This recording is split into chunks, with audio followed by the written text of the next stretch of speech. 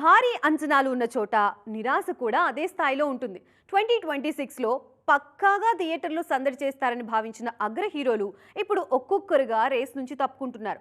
అసలు ఈ క్యాలెండర్ ఇయర్లో బిగ్ స్క్రీన్ సందడి మిస్ అవ్వడానికి కారణాలేంటి?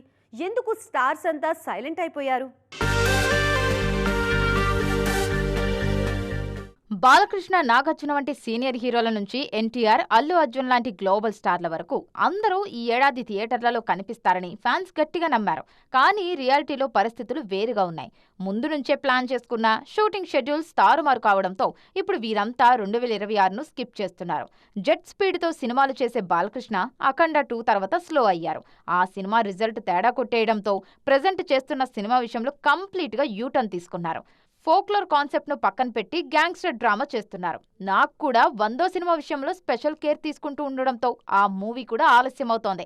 ఎన్టీఆర్ నీల్ సినిమా ఈ ఏడాది రిలీజ్ కావాల్సి ఉంది. కానీ రీసెంట్ రిలీజ్ డేట్ విషయంలో షాకింగ్ అప్డేట్ ఇచ్చారు మేకర్స్. ఈ ఏడాది జూన్లో రావాల్సిన ఈ సినిమాను ఏకంగా ఏడాది ఆలస్యంగా 2027 జూన్ 11న రిలీజ్ చేస్తున్నట్టుగా ప్రకటించారు.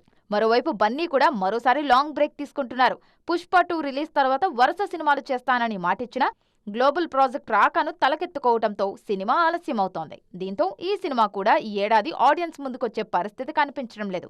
ఇలా స్టార్ హీరోలంతా 2026ను స్కిప్ చేస్తుండడంతో ఫ్యాన్స్ ఫీల్ అవుతున్నారు.